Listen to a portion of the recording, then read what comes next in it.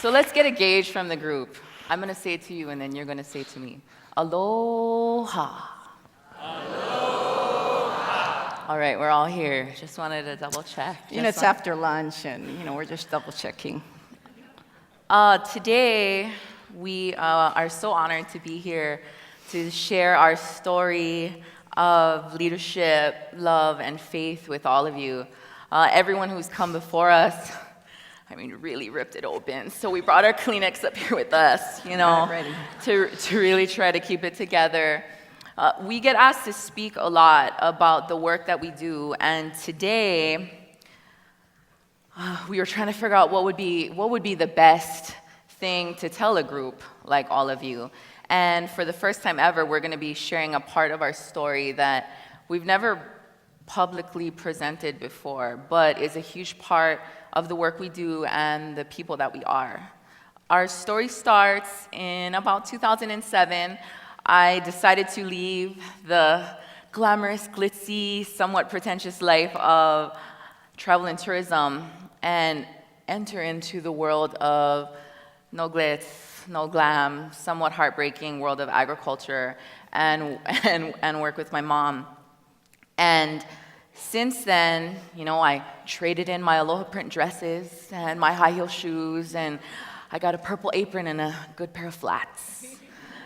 Well, it was more like a couple pair of flats, I needed more than just one. And since then, me and my mom have coined a concept called sustainable aloha. And aloha means many different things to many different types of people, but to us, it means love, friendship, and responsibility. And sustainable aloha is a philosophy that we use to really guide our life, to guide the work that we do in our community, to really solidify the relationships and friendships that we have in our work, in our lives, in our play. And it's really about an unconditional love and acceptance that is infinite. It's an understanding of compassion and fortitude that is unparalleled. And it's this knowing of a divine plan that is operating free of fear, ego, judgment. It's something that we do. It's something that we have to work at every single day. And it's something that is always followed by action. It's done with intention. It's not just something that we say, it's something that we live.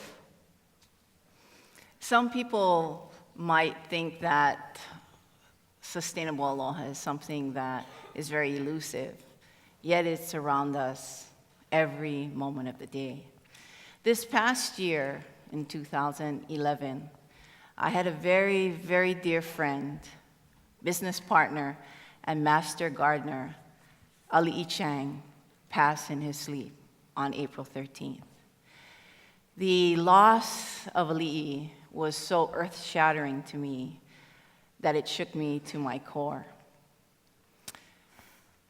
The dream that Ali'i and I had created with his 45 years of farming and my 30 years of tour and travel, when we merged together, we created this beautiful place, as you see on the screen, called Ali'i Kula Lavender.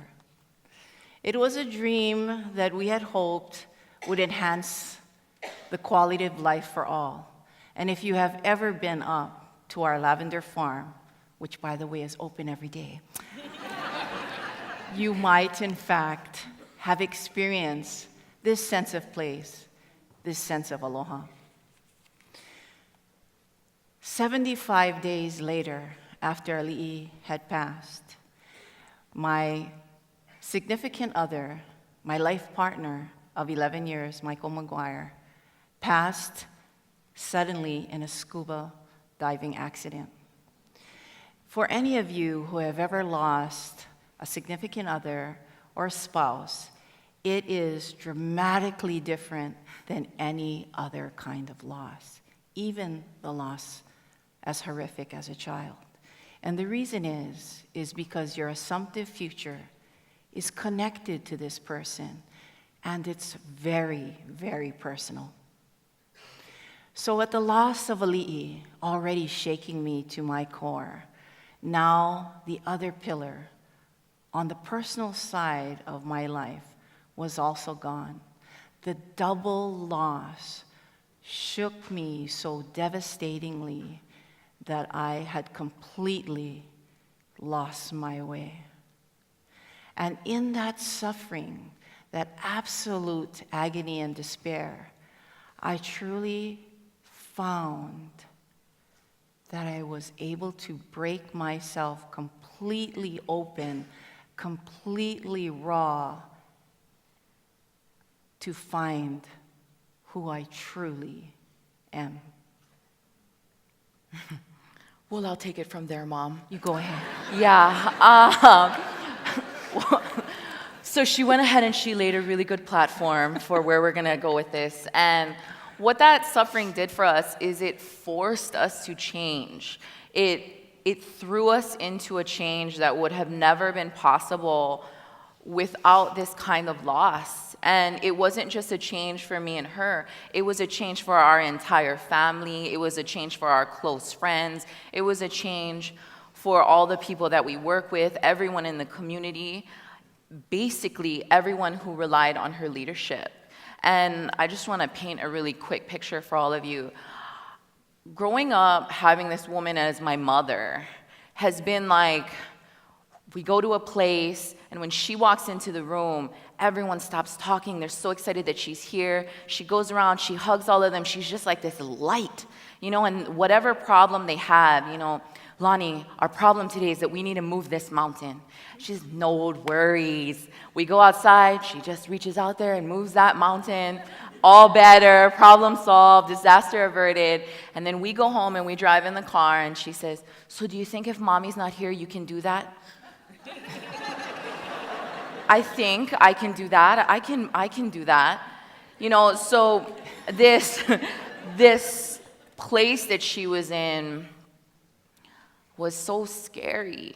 I was so scared because I knew that it's going to be an obvious, Passover with the light, and I'm going to have to carry it. I'm going to have to hold it. I'm going to have to carry it on. And I really needed to be strong, to be stronger than I ever had to be before in my life. And it really changed. It really changed who we are together, and we needed that to happen for us to move forward. So like the phoenix, Pomai rose from the ashes of my own despair, and she reached in through the power of love, through a faith in a higher power, and she lifted me to come to the surface once again, to believe in this beautiful thing, the divine plan that we call life. And she helped me to believe once again that faith in what was happening was worth her and I together. We could have never planned what happened. You never expect for disastrous things to come along. And, though I had a sudden urge to drink vodka sodas and eat Krispy Kremes on the couch, alone, I knew that I couldn't let her down. I couldn't let her down. I couldn't let my family down, our close friends, our community. We had so many responsibilities to so many people, and that one phone call, that one, actually it was a couple phone calls actually that happened all at once, but our destiny had changed. The cards had been flipped. A new hand had been dealt, and I was sitting there at that table without her. And that's huge. She's always been there my whole life. And, this is what I heard, but a mother always protects her cub. You know, and when I go out there, I mean, I have my own vision, I have my own deals, I have my own, you know, things that I want to do, but if I can't move that mountain, I know that my mom's going to be there and be like, oh, it's okay, hon, I'll get it, I'll move it over for you. You know, no problem, nobody even saw that glitch, and for the first time in my life, I needed to be that one, where it's like, come on, Mom, you know, we still have this mountain to carry, and I'll do it. You know, I had to really take everything that she taught me and really the support of everyone in our community, in our family, to find that strength, to believe that it was all going to be okay, to trust that this was the journey we were meant to travel, this was the course we were meant to sail, and go with that. You know, this philosophy of sustainable aloha, do I live that? Do I believe in that? Am I going to throw in the towel when the rubber hits the road, when the situation hits the fan?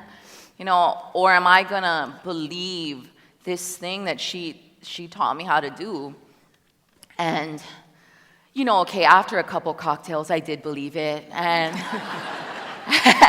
and I'm stronger for it today. I'm up here telling all of you that you need that heartbreak. You need to be grateful for it. You need to, you know, take all of that to move you forward. And if I didn't have her all those years, I would have never been strong enough alone, you know, or have this understanding of a greater vision and an ultimate connection to God. You know, sustainable aloha has given us the belief in the higher power. And I remember when the evening before Ali'i had passed, we were having a staff meeting at his house. And in his own Ali'i way, he insisted that he must make his prize-winning roast for us. So we all came over to his house, and in our staff meeting, we have trainings, and the training topic for that evening was the power of change. And as I went around the room to the different staff and asked them, would there be any obstacle that would hinder you from making a change? And everyone gave their comments.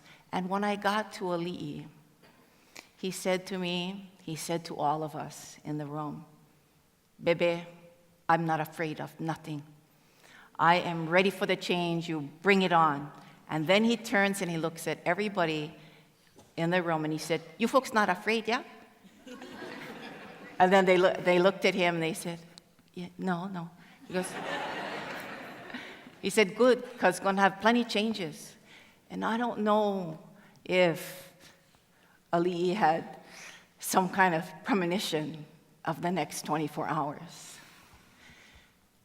But the morning when I heard the phone ring and I got the news that Ali'i had passed, I remembered his face that night before, so peaceful and angelic as he looked at me, filled with complete and total love.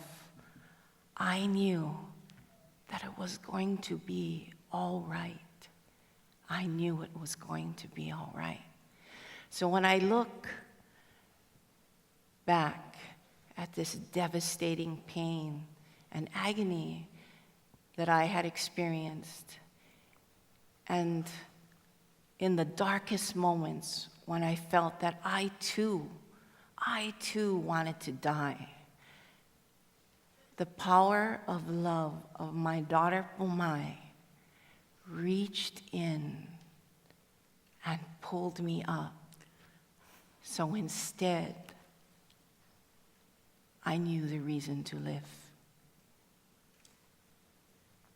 And so we say, although you cannot control the winds of change, you certainly can adjust the sails. And my last thing is, isn't aloha worth sustaining. Mahalo. Thank you.